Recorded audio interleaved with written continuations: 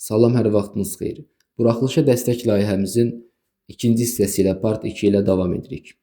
Gəlin başlayaq. Ya Allah, bismillah. İlk nömrəli suala baxsaq, sualın şərtində ifadə verib və onu sadələşdirmək istəyir. Yəni bunu sadələşdirməyimizi tələb edir. Gəlin baxaq. Birinci verilənləri qeyd etməliyik ki, verilənimiz nələrdir? Birinci verilənimiz x-in mənfi olmasıdır. İkinci verilənimiz də modulca y-ın mənfi y kimi xaric olmasıdır.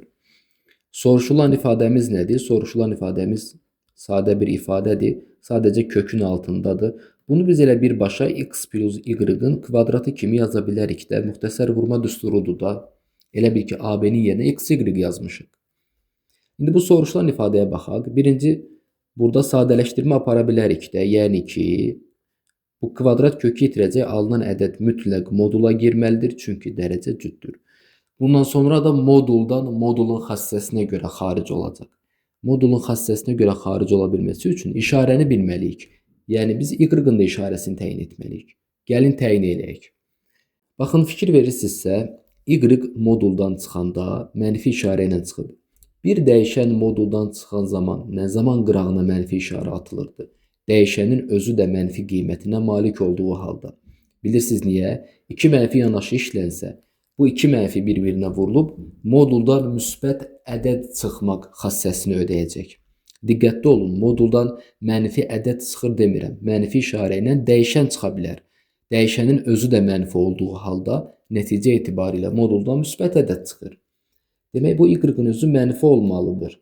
Məsələn, mənfi 3 olsa, tutalım, moduldan müsbət 3 çıxmış olur, belə çıxır. Yəni, tamamilə doğrudur. İndi baxın, fikir verirsinizsə, x da mənfidir, y da mənfidir. Bunları toplayanda da mənfi eləyir. Mənfi eləyirdisə, biz moduldan çıxaran zaman qırağına bir mənfi atırdıq. Bu mənfi çıxmadır öz yerində. İfadə var deyə mötərizə açmalıyıq. Bura bir dənə mənfi atmalıyıq. Elə bil ki, mənfi x plus y deməliyik. Qısaca, içəridəkilərin işarələri dəyişməlidir. Hər ikisi müsbətdirsə, hər ikisi mənfi olacaq. Bərabərdir. X minus y, bu mənfi içəriyə vursa olacaq, üstə gəl x, olacaq, üzərinə gəlsin y. Y getdi, cavabımız 2x şəklində olacaq. Bitdi. Doğru cavab 2x. Maraqlı sual idi. Davam eləyək. 2 nömrəli suala baxaq. Faizlə əlaqədar sualdır. Yəni, imtahana faiz tipində sual da gəlir. Demək, sualda usta ilə şagirdin detal hazırlamasına söhbət gedir. Gəlin verilənlərimizi belə qeyd edək.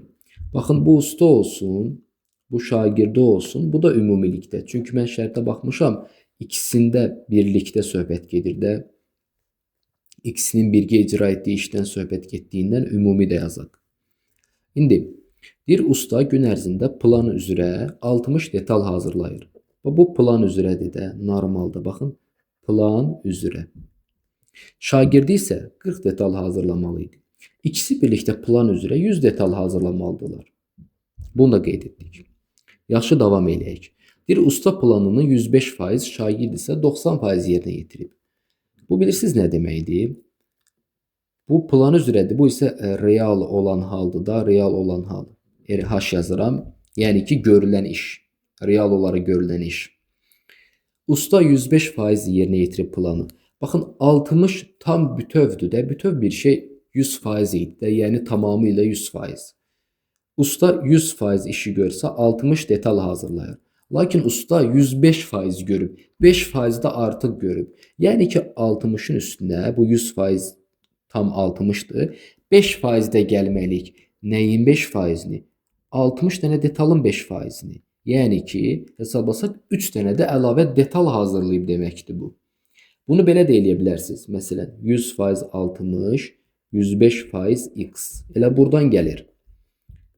Bu məncə daha qısa üsuldur da. 5% artıq yerinə yetiribsə 60-ın üstünə gəlirik.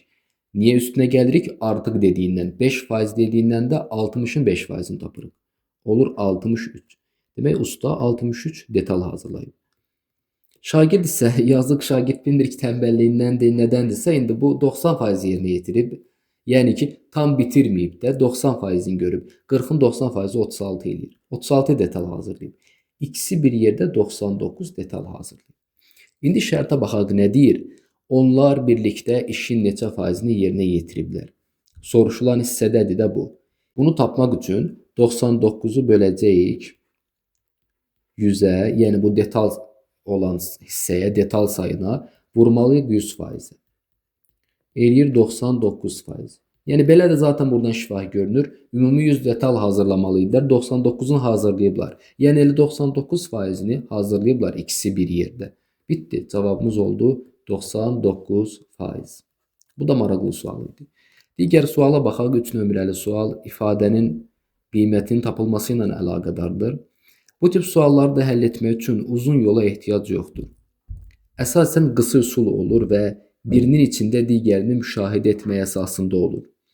Verilənimiz nədir? A çıxılsın kökdə A bərabərdir 3. Soruşulan nədir görək? Soruşulan A'nın kvadratı çıxılsın 7A'dır. Bir ifadə verilib, başqa bir ifadə soruşulur. Bu ifadələr arasında əlaqə var, onu görmək lazımdır. Əlaqəni görmək üçün əlaqə yaratmalıyıq. Baxın, burada A var, heç kök yoxdur. Belə çıxır, kökdən qurtulmaq lazımdır ki, bəlkə bir əlaqə görə bilək. Kökdən qurtulmaq üçün mən kökü atıram bu tərəfə, 3'ü atıram bu tərəfə. Olur A çıx 3 bərabərdir kökdə A və hər iki tərəfi kvadrata yüksəltsəm, olacaq elə bil ki, A çıx 3'ün kvadratı bərabər olacaq kök A'nın kvadratına. Baxın, bunu eləməklə mən buna yaxınlaşmaq istəyirəm də görün buna yaxın nə ala bilirəm. Hesablasaq birinci bu olacaq müxtəsər vurma düsturuna görə A kvadrat çıxılsın 2-3 6A 3'ün kvadratı plus 9 bərabərdir. Kök A'nın kvadratı elə A kvadrat eləyir də. Üzr istəyirəm, elə A eləyir. A'nı atsaq bu tərəfə A kvadrat olacaq çıx 7A plus 9 bərabərdir 0'a. Baxın, bizdən soruşulan ifadə nədir? A kvadrat çıx 7A. Bunu tapmışıq da. İndi 9'u atarıq digər tərəfə. Yəni bunu rahat bir şəkildə görə bilərik. A kvadrat çıx 7A bərabərdir mənfi 9'a. Bitti. Mənfi 9 olaraq cavabı qeyd edirik. Keçidək 4-cü suala. 4-cü sualda deyir 6 ədədin ədədi ortası 14'ə bərabərdir. Bu ədədlərdən birini çıxartdıqdan sonra ədədi orta 12 olur. Çıxarılmış ədədi tapın. Bu da maraqlı sualdır. Baxın, birinci ədədi orta nə idi? Ədədlərin cəminin onların sayına olan nisbəti. 6 dənə ədəddən söhbət gedir. Baxın, 6 ədədin cəminə bir dənə x deyim. Onların cəmini sayına bölsəm, mən 14'ü tapacağım da, yəni ədədi ortanı normal halda. O zaman burada mən x'i tapıram da, bu 6 dənə ədədin cəmini rahatlıqla tapa bilirəm də. 60, 6, 4, 24, 84. Bitti. Bu bir. Bu birinci hal, yəni normal halda da. Baxın, indi ikinci hissəyə fikir verək. İkinci hissədə deyir ki, bu sıradan bir ədədi çıxardırıq. Bu bilirsiniz nə deməkdir? Baxın, məsələn yazıram 3 üstə gəl 4 üstə gəl 5. Bu sırada mən bir dənə ədədi, məsələn 3'ü çıxarıramsa, bu 3 cəmdən də çıxılır da, saydan da çıxılır, cəmdən də çıxılır. Yəni demək istədiyim nədir? Bu x'dır ümumi, yəni bunu bilirik, elə birbaşa gəlin yazaq 84. Bu cəmdən bir dənə bir y çıxırıq, bir dənə ədəd. Artıq ədədlərin sayı da 5 olur. Və bu da 12'yə bərabərdir də, ədədi orta bu halda 12'dir. Tənasüb vurub hesablayacağıq və y-ı taparıq. 60 eləyir, y da buradan bərabərdir 24'ə. Çıxarılan ədəd 24'dür. Çünki bir dənə ədəd çıxarmışıq da, cavabımız oldu 24. Gəlin davam edək. 5 nömrəli suala baxaq. Demək, sualın şərtində verilənləri qeyd eləyək. Verilənimiz nədir? 2 dənə çoxluğumuz var. Bir A çoxluğudur. Daxil olduğu aralıq mənfi sonsuzluqdan mənfi 7'yə qədər mənfi 7'ni alır. Digəri B çoxluğudur. Daxil olduğu aralıq 4'dən müsbət sonsuzluğa qədər 4'ü və müsbət sonsuzluğu almır. Bu zaten bəllidir, müsbət sonsuzluğu almayacaq. Bizə nə deyir? Birləşməyə daxil olmayan tam ədədlərin cəmini tapın. Baxın, birləşməni tam şəkildə rahat görə bilməyin ən gözəl yolu ədəd oxu üzərində təsvirdir də. Baxın, mənfi 7'ni burada qeyd eləyək, 4'ü burada qeyd eləyək. 4'ü almadığımdan içi boş dairə, mənfi 7'ni aldığımdan içi dolu dairə. Baxın, belə deyək də, mənfi sonsuzluqda mənfi 7'yə Bu bir, yəni ki, mənfi sonsuzluqdan bu tərəfdən gəlir mənfi 7-yə qədər. Bu bir hissədir. Bir də 4-dən müsbət sonsuzluğa qədər. 4-dən müsbət sonsuzluğa qədər də baxın buradan davam edir. Bu mənfi sonsuzluq olan hissə, bu da müsbət sonsuzluq olan hissə.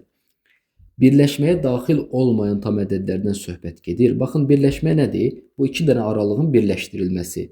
Bu aralıq birləşir o biri aralıq. Bura daxil olmayan, bu ortada qalan hissədir də. Bu ortada qalan hissə də hansı hissədir ona baxaq. Mənfi 7 özü bura aiddir. Bu birləşməyə daxil olduğundan bizim bu aralıq ki götürəcək, burada mənfi 7-nin özü daxil olmayacaq artıq. Çünki mənfi 7 daxil olub, o tərəfdə var. Mənfi 7 daxil olmayacaq. Tam ədədlərdən söhbət gedir. Elə birbaşa bu aralıqda yaza bilərik də.